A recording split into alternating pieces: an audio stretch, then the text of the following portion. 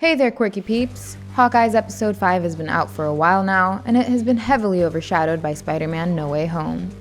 That was always going to happen, because No Way Home is just the best Spider-Man movie ever made. It had been hyped for so long, so it was obvious that people were going to talk more about it than Hawkeye. But we've got to pay attention to Hawkeye as well. We were promised that episode 5 was going to be huge, and that's what ended up happening. It had all the big reveals, such as Eleanor being the one behind everything and her partnership with the big bad boss, Kingpin. Well, that's the guy I've been worried about this whole time. Kingpin. It's needless to say that just like Kang the Conqueror and Loki, many of us were able to predict the villains of this show. But things actually went a bit further here, as we were able to predict how Kingpin was connected to Ronin. In our last video, we even predicted that Kingpin was the one responsible for the murder of Maya's father. And it's needless to say that the prediction came out to be 100% accurate. But still, why is his reveal such a big deal? Why even an experienced killing machine like Clint Barton was so afraid of his arrival to the scene? That's what we're gonna answer in this video.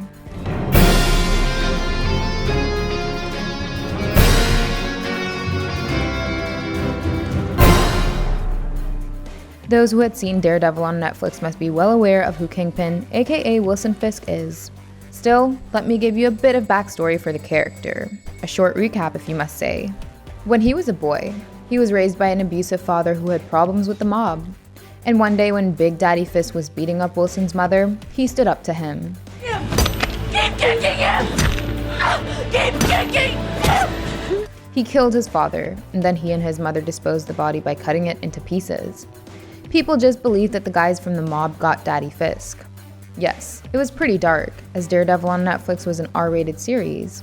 This sort of darkness will probably be dealt with a very PG-13 way in the MCU, just as Marvel had been dealing with Ronin.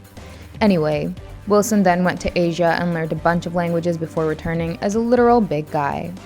Then he got into organized crime by getting involved with the Hand. But Matt Murdock and his compadres exposed him. And when that wasn't enough and he was about to escape, Daredevil released his wrath upon him and put him into prison. But then in season 2, he got control of the prison he was in. He even made the Punisher do his bidding. And then he got out. Oh, and yes, he had his love interest, Vanessa, whom he loved more than anything in the world. But then towards the end of Daredevil season 3, Daredevil managed to beat Fisk in his own game. So Fisk was put in prison once again. That's possibly where his story ended in that universe. But the story of MCU's Kingpin is only the beginning. Yes, there are 2 Kingpins played by the same actor. They cannot be the same character. They have to be variants of each other, and everything that happened in Daredevil and other Marvel Netflix shows were just parallel universe stories. Part of them could be similar to the MCU. For instance, Wilson Fisk could keep a similar backstory of his childhood, but what happened with him in the 3 seasons of Daredevil may not be canon to this universe.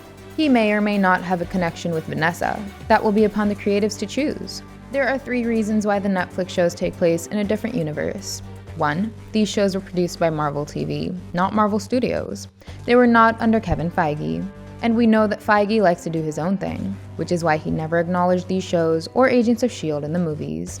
Anyway, reason number 2 is that making Netflix shows canon to the MCU would create plot holes, as similar actors will play 2 different roles. Mahershala Ali played Cottonmouth in Luke Cage, and now he'll play Blade in the MCU. Similarly, Alfre Woodard played different characters in Civil War and Luke Cage. This is not another Gemma Chan situation, as she played an alien in Captain Marvel and recently in Eternal. So, it will create a plot hole. Reason number 3, Disney Plus would not want to do free marketing for all Netflix Marvel shows by making them MCU canon. So every character played by the same Netflix Marvel actor will be a multiverse variant of the last version. That's why Matt Murdock from No Way Home may be similar, but different.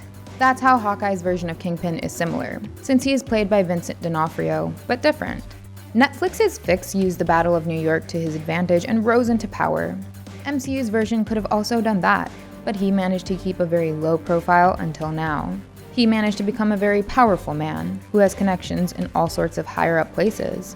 He worked with Madame Mask in the comics, and he is working with Eleanor Bishop in the MCU. So it's kind of obvious that Eleanor will turn out to be Madame Mask. And she used Fisk's connection to Val to call a hit on Hawkeye and his family. Fisk got Maya's father killed in the comics, and then adopted her and turned her into a weapon. He has done something similar in the MCU. He manipulated Ronan into killing Maya's father. All these are the reasons why Clint Barton has been afraid of the big guy's involvement. He is not afraid because Fisk is physically stronger than him. He was worried because of the real power that Fisk possesses.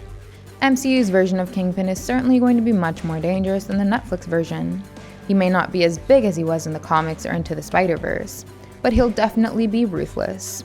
He can even do what other villains may not do, that is reach out to someone like Hawkeye's family and threaten him. And his goal would be to become even more powerful. He is going to be the villain of the Echo series for sure, but we might even see him taking on Daredevil and perhaps even Spider-Man.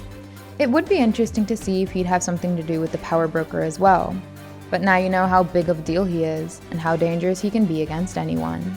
Are you excited about his arrival in the MCU? Let us know in the comments. Hit the subscribe button and give us a thumbs up if you enjoyed the video. Also, don't forget to check out some more fun content on our channel. Thank you, and I'll see you in the next one. Goodbye!